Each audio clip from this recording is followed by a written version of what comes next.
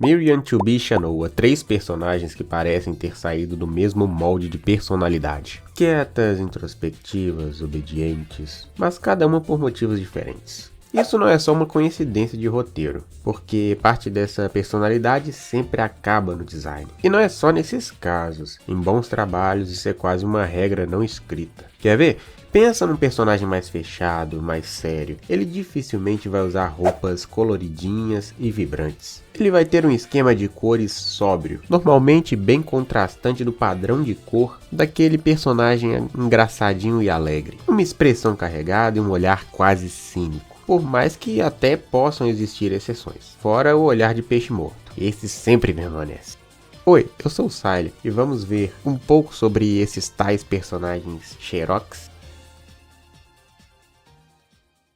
Personalidade e design são duas coisas que costumam andar juntas em bons trabalhos. Quando observamos alguma obra, sendo de ficção ou não, por um momento acreditamos na realidade contida dentro daquele quadro, como se aquele lugar ou criatura tivesse pensamentos próprios de um ser vivo. A própria Mona Lisa não é nem de longe o quadro mais impressionante da era renascentista. Não é o maior, o mais detalhado e muito menos o mais técnico e inovador artisticamente. Do lado de outros quadros dessa mesma época, inclusive, você começa a se perguntar se realmente Da Vinci era esse extremo de pintor que é pintado, onde você tem de fato obras que parecem nem ter sido feitas por mãos humanas. Tecnicamente, o quadro é um dos menos impressionantes no geral, e mesmo assim, ele não é só o quadro mais famoso da época, como de qualquer outra época existente na história da arte. E a maior parte dessa fama é por todo o enredo por trás dessa figura centralizada no quadro, que trouxe esse tipo de personalidade misteriosa, atiçando a nossa curiosidade como artistas ou não para essa personagem central na figura. Aquela Mona Lisa enigmática e misteriosa segue mais viva do que nunca no nosso imaginário, mesmo que esse não tenha sido o principal objetivo que o seu autor planejava. Nesse caso, criamos personagens que de alguma forma transcendem a obra, como se fossem pessoas e tivessem suas próprias opiniões,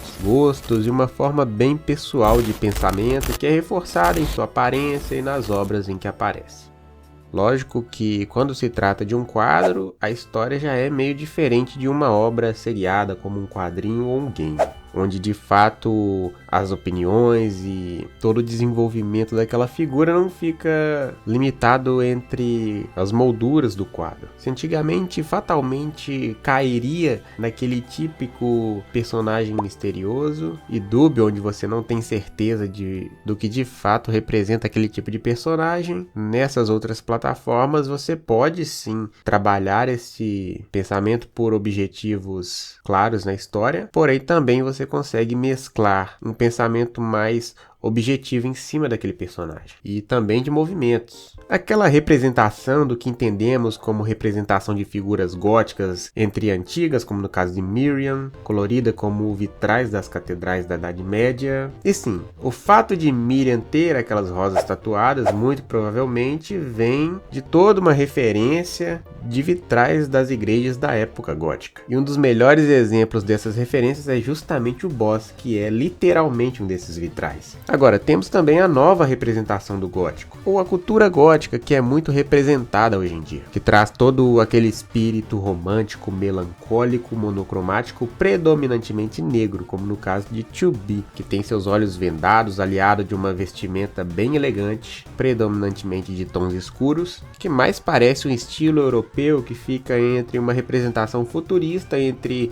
o estilo decor francês e o inglês vitoriano. Essas características são algo tratados como um complemento do que essas personagens carregam dentro de si já. Porque até então, qual estilo que realmente melhor representa esses meio que revoltadinhos? Se não aquele estilo predominantemente de tons escuros, personagens serenos, calmos e principalmente extremamente calados. De que cada uma das 3 personagens são personagens que remetem ao estilo gótico, faz um certo sentido para a história de cada uma, afinal, elas compartilham ali muitas similaridades similaridades, e essas similaridades te fazem até esquecer alguns dos efeitos mais práticos. Você já se perguntou quanto tempo cada uma delas demora para se arrumar, para ir para qualquer missão ou algo do tipo? Lógico que parte de você pensar o design, principalmente quando estamos falando de alguns aspectos que entram dentro daquele meio específico de over design,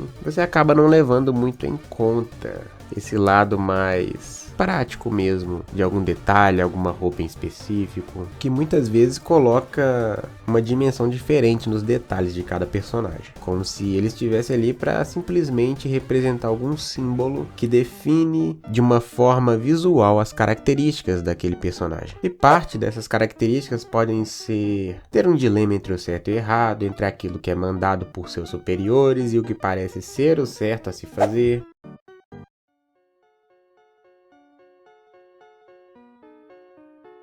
No caso de Miriam, por exemplo, temos a Dominique, que a todo momento participa do enredo como uma ajudadora, colocando ideias na cabeça de nossa protagonista, mas que se mostra a principal causa do problema. Em 2B temos a organização de humanos criadores dela e de outros tipos de robôs que foram criados para exterminar toda uma vida robótica criada até então por aliens que se apossaram da Terra, onde mesmo que alguns desses robôs se mostrem completamente inofensivos, tende ser aniquilados pela vontade maior. No caso de Shanoa, bem, temos o clérigo Barlowe, que mostra essa corrupção e obsessão em volta do ambiente religioso contido no game. Aliás, nome bem conhecido desse clérigo, viu?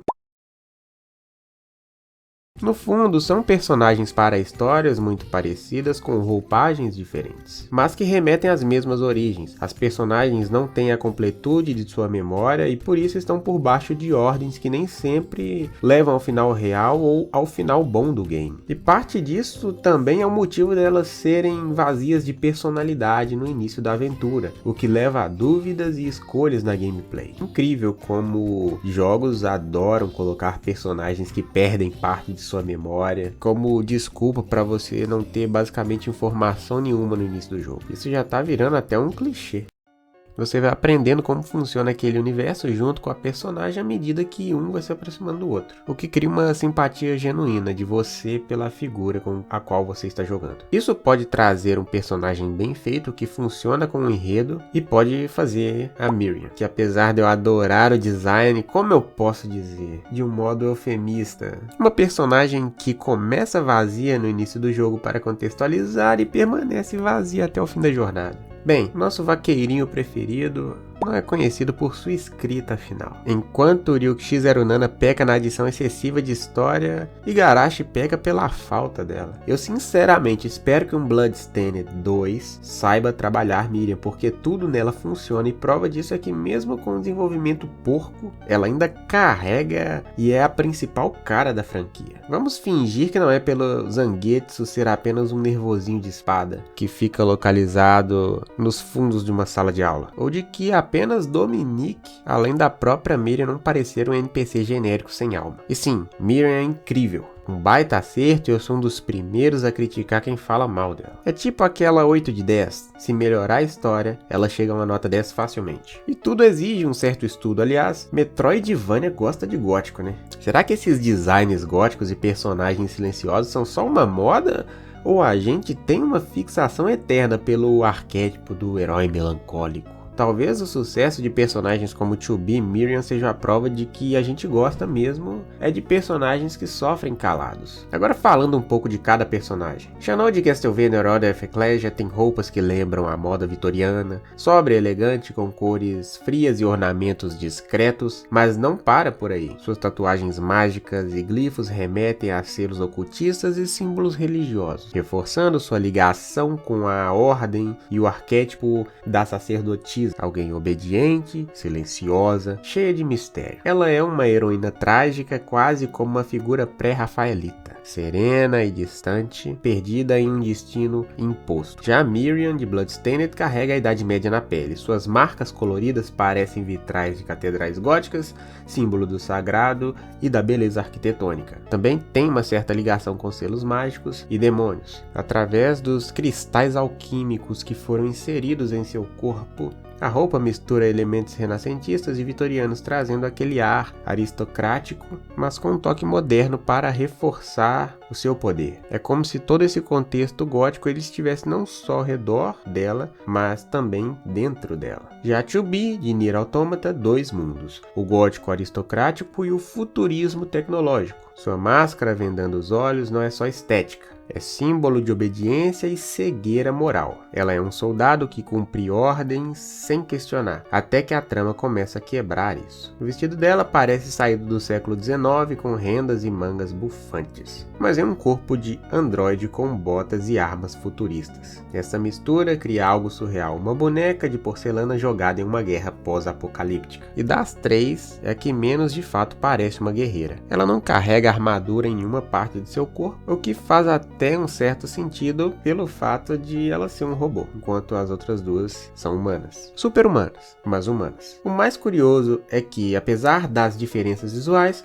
Shanoa, Miriam e 2B compartilham a mesma essência. Personagens silenciosas, obedientes, presas a um sistema maior e que no futuro têm dilemas sobre o certo e o errado. E que no final vão para as escolhas mais óbvias. Todas começam vazias, sem memória, sem passado definido. Isso não é só narrativa, é proposital, é para você como jogador se projetar nelas. No papel são 3 das formas de representar personagens parecidos dentro de um universo próprio. E isso que é interessante em obras e principalmente em jogos. A capacidade de cada pessoa representar a mesma ideia de um modo único e particular. E por mais que elas possam chamar a atenção pelo fato de serem mulheres extremamente gasosas, é uma verdadeira surpresa que essa não é a principal característica de cada uma. Sim, eu sei que você tentou olhar por debaixo da saia da 2B, safado. Mas por mais que seja esquisito, eu acho que é muito mais fácil assistir uma 2B no mundo real do que uma Shanoa ou uma Miriam. Você imagina também japoneses criando esses robôs aí extremamente sexys para qualquer outro tipo de atividade? Eu imagino muito. Mas essas não são as principais características delas. São personagens muito bem pensadas e que cada símbolo ele respeita a história e todo o enredo. E principalmente, né, por trás da arte ali que é fantástica, você tem uma gameplay absurda em cada um desses jogos. Que é afinal o primeiro objetivo que um gamer vai procurar, né? Não é todo mundo que é obcecado com arte, igual eu. E ainda que as 3 sejam personagens parecidas, acaba que nenhuma é clone da outra. Elas estão bem configuradas aí, cada uma em seu espaço. Bem, Hunter, esse foi o vídeo de hoje, eu espero que você tenha gostado. Se você chegou até aqui, não deixe de me dar o like e inscrição, isso ajuda a manter esse projeto no ar. Te vejo no próximo vídeo, né?